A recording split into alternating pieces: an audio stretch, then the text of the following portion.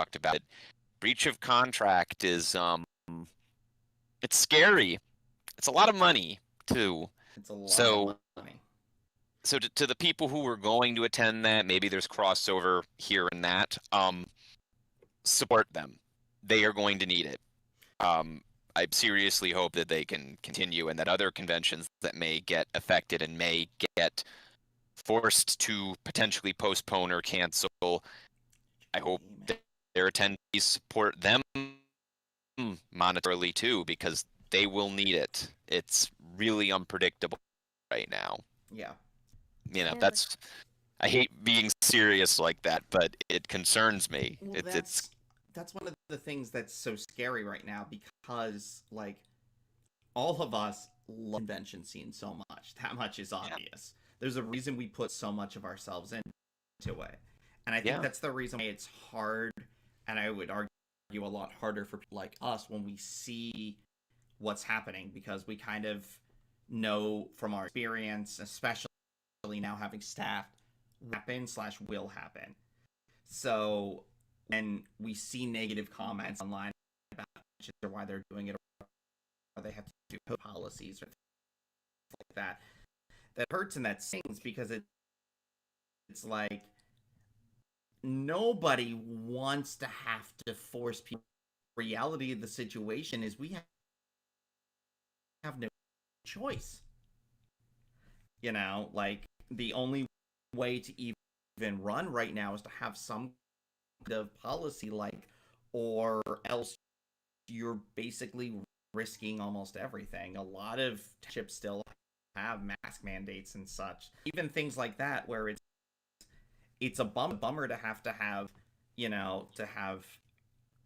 do that, and to feel almost like you have to police people. Granted, in this community, what I've seen so far of it, great things. I've seen great things at the convention. People have been very respectful, want to keep each other safe, want to keep this going, and I love that. And that's one of the things I love about this community in general. Well, that's why, I talked about this, I think maybe in the podcast, how I was kind of expecting to have to keep pulling people over for the match, and I was very happy. that since coming back to it, Ciderfest and Trot, people have been really good about it. I've heard, I could count maybe on one hand the amount of times I've heard that there was maybe someone that had it off for a second, and that, again, one hand I could count between 2-3 conventions. So they've been good about it. Yeah. Keep being good about it, and even whenever it's safer, consider doing it anyway, because a lot of people in the community who are immunocompromised, who need that protection, we really appreciate show that appreciation, because and that's why I feel when people have talked about it on Twitter and everything, there's been a lot of discussion about the safety guidelines in place. I won't go into all of it because it's a whole mess sometimes, but that's why I am very vocal about that sometimes, because it's not there as a thing to follow rules. No, we're being considerate of every community doing that. Also, we're being considerate of their safety. Also, if not sold by that, I think this is the longest I've ever gone without ever getting a cold. I haven't had a cold in over 2 years now. Yeah. Yeah. It's we do this to protect each other, your friends, the guests of our staff, the people that help keep these communities running. We have saw what this can do to our friends and family all around. Lost someone that was really important to me last month, and that could have been prevented. And so I just hope that we can all play our part, so we can times and save time, because I don't ever for losing me because of what's going on. That's it's a big thing to say right now about kind of how the development we've had of what we're doing right now, the online convention. Online Yeah. conventions will never be in person, but when we can come together still as a community and do something, that speaks volumes that like what it means to come together in this community that gosh darn it, even do it in person, we're still gonna somehow online, right? And it also brings conventions more accessibility. As someone who is Yeah. disabled, there's a lot of people who can't go to the cons, and it's not just accessible for those who have disabilities, but all over the world. And I hope that online cons can still exist one way or another, booming, but like that can't be here with us at the Pony are starting to hybrid entertainment and having these events because it's absolutely amazing seeing how many people at Everfree Northwest closing ceremonies there was such a large number of hands of people that this year was their first ever first week ever. It was just so amazing seeing how far these can also bring in from near and afar. We had a similar experience at TrotCon. Got their hands up, but it being their first one, it's Full. There. I was going to say earlier when you were talking, it's I quite like the idea of beam our content to people. Definitely, we've seen a new audience come in on panel content in general, and now there's people who are coming over from other, and it's like, yeah. yes, do that. Heck yeah! It's like I was very emotional. Anybody who was at TrotCon saw me get incredibly emotional at closing ceremonies. I'm gonna goof on you at a certain point, but I was like, no, this is important. This is emotional happening. And him. Very time, but Yeah, we were all tired. But beyond that, it was the power of that convention. It was the first in-person convention I had done in about 200 years or so.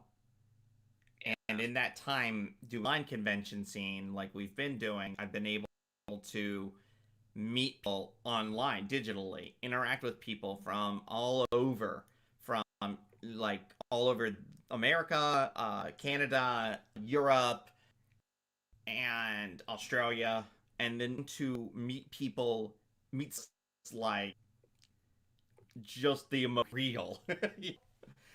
There's a power that's built. I'm so happy that Vancouver was able to make the transition just to have to come in and help out. Already even mentioned, apparently we were mentioned, and I was like, that's neat. You don't even need to offer us a neat that you said same. So we blessed by this community and also by, and I think that's angry about the way things are. And we can start to like, oh, I'm tired of online cons. I've heard that too, over especially last year. And the thing is that for some people, that's their only outlet. You know, they might not have a local brony group. They might not have a lot of people around them to hang out with. But then a couple times a year, if this online event pops up. And so I think that is the future of conventions, maybe, is this hybrid model, because let's look at this. This isn't about making money. It's about bringing people in the end. And yeah, do we need to make money at a con? Yes, enough to cover expenses. That's a goal. Most cons' goal is to make enough to cover expenses. Because, you know, you gotta book a hotel space. And then you gotta get the equipment, like equipment, staging equipment. You gotta get which like that was a trip this year. Of I was the person who set up the panel rooms at TrotCon. True. Like, so I'm actually pushing this big freaking cart full of AV equipment around, sweating my butt off, trying to set up the rooms. But is it a hassle? A little. Would I do it again in an instant? Yes, because I'm not doing it for me. I'm doing it for community, and so is everyone else there. So, that's where when we're asking for money, when we're getting people together to do these things, it's not just to take your money or just to have an exclusive event or something. It's like we want to bring as many people of the community in as possible. We want to keep them safe, and we want to make like a memorable of an experience for everybody as humanly possible. Yeah, definitely. And even if you can't go to these conventions, a way that you can help support the con is by getting a spirit badge. A lot of people had no idea that they can support the con, and we try to offer some goodies to go along with it that shipped right to your home. So you get a little piece of the con with you as well. What's funny? I staffed TrotCon and forgot to get my TrotCon shirt before I left. I ordered a Van Hoover spirit badge, and I'm like, watch it now. I'm gonna get my Van Hoover shirt before I have the shirt of the con that I Van Hoover. which is not an issue. I'm gonna be back in July, so I'll get it. Oh, what's a spirit badge? Ironic. Oh, someone asked what a spirit badge was. Well, usually, on conventions websites, they have a tier that's called a spirit badge, and essentially what that is you're starting the con, and sometimes you get a lanyard. Essentially, you're like there in spirit, so your support would go a long way. You get a badge and possibly a con book, and some cons like to add other bees that you can do, and it honestly helps us so much to help keep these events going. Immensely, because the thing is like, there's a reason we ask you to buy money. We talk up sponsor boxes because it's what makes it happen. The sooner the money comes in, the bigger and better an event we can make. Because remember, again, like I said, these takes planning, contracts, negotiations, dealings, hopefully above the table dealings.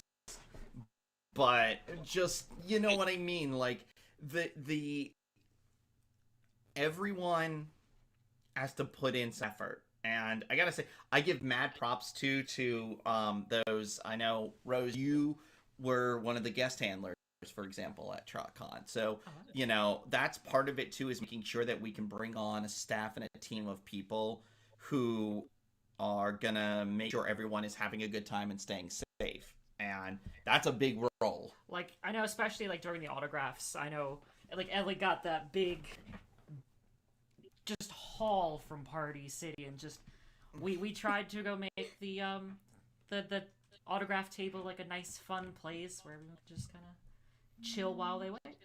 There is that thing of almost sometimes having to be in a tough position there too, of the part of your job is making sure everybody keeps their time limits and things, and like you almost don't want to tell anybody bad news.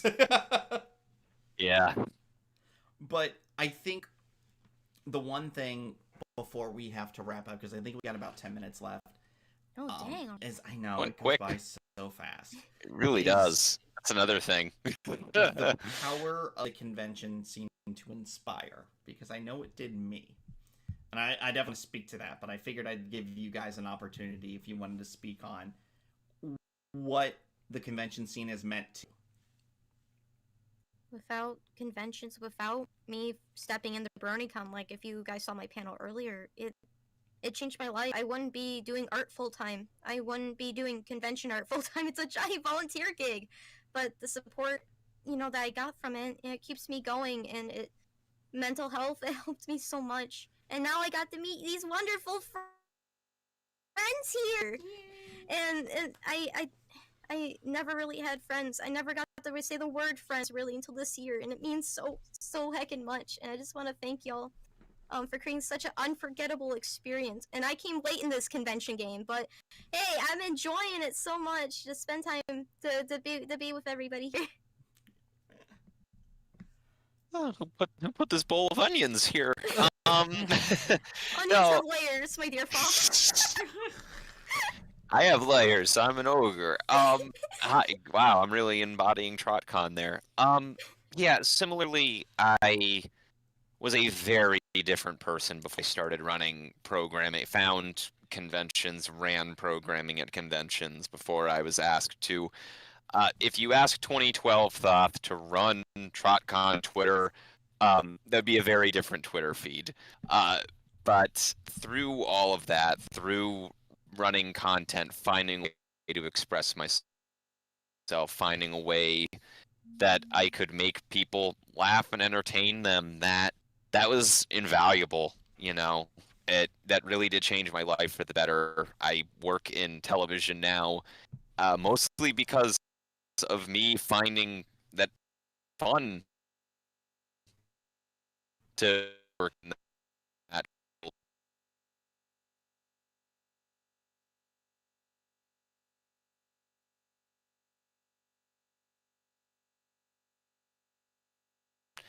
Spectrum, building that confidence in me that I could do that, and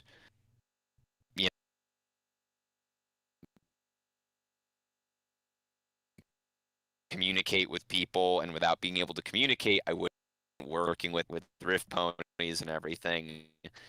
If can, and I think I'm very proud of where I'm at because of conventions now.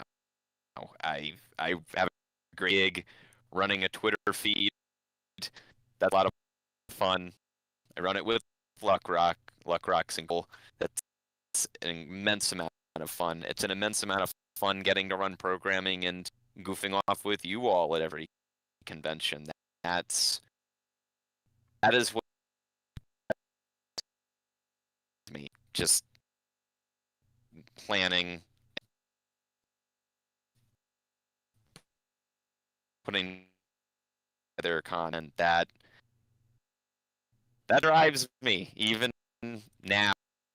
The world is a bit messy, but knowing that I get to do that every month or two, that through some really rough patches, especially now. I less said about that, the better. But having the friends and working with them has meant the world, and I hope I can keep doing it.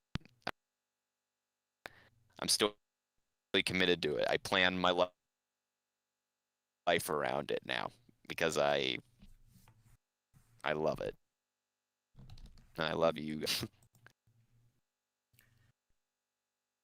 How do we find that, Rose? Would you like? All right.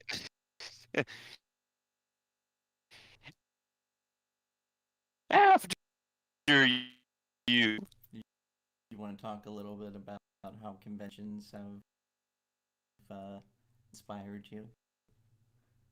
I mean, I think I definitely echo both you and Thoth, where it's like I had a really bad fear of public speaking, and now it's essentially completely gone, where I can run onto events and glitter on y'all. Literally.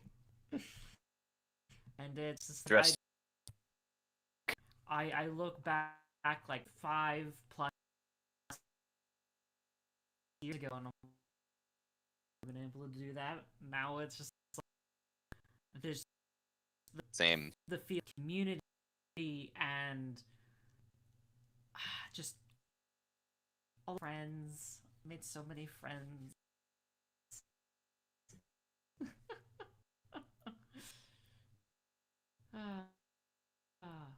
It's very surreal. I'll just do this for a moment to make everybody happy here. Hang on.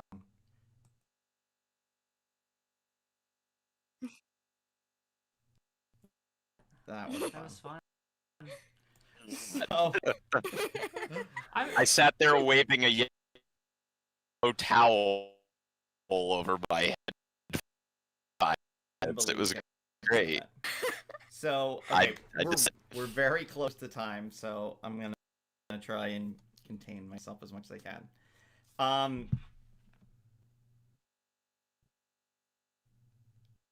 If last live edition of the podcast about going to my first Brony convention in 2014 and how it literally changed my life. The people I met, the community I felt and experienced, never met and probably never would have met, were there, and I just hung out with them and we felt like a family. And I met people just being mocked for who they are and what they like, that we can be better, and because we have community, we're going to be good, because we can do that to each other out. And I started this quote unquote stage presenting this to all of you, and I never would have thought it. And through the online, I've met so many people. Through in-person content, I met so many people all over the people I never would have expected. I've got friends up yeah, Asia, and all these biz, and I met some of them in person, which is amazing, and that's what keeps me going today. Is that this community will push on, as long as we can do our part. I know some of these cons like TrotCon, as long as people keep coming, never stop. I believe in the end, after the apocalypse, we come share and TrotCon. Yep. We'll still be touch with. There will be cockroach click. No, it'll be great. But don't maybe tweet that.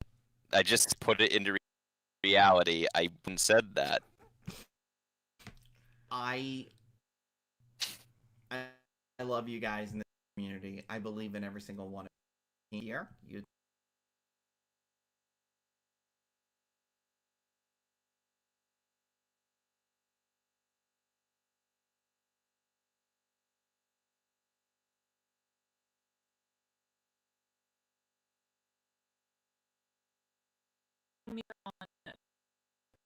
At Roselia, and Twitch as well. You can also find me on Twitch at twitch.tv/NovaRoselia there too. That's true, because we got two VTubers here. And I forward progress. If you like what you hear from us, YouTube.com is our podcast hub. We also have a Patreon, patreon.com/KFM, and a Ko-fi, which is ko-fi.com/keepfriend. Go support it. Yes. Please. Thank you. Every dollar goes to keeping the project alive and hopefully getting us to more conventions and doing things for you guys. But one last thing to close out. You all, I love you. Support your conventions however you can. Staff even if it's staff. Volunteer to step all the help you can get. About presenting programming. If you have questions, people here will answer you. Even be a but gopher. Even if it is, let's support one another and move forward together. And with that, thank you all for watching, and have a fantastic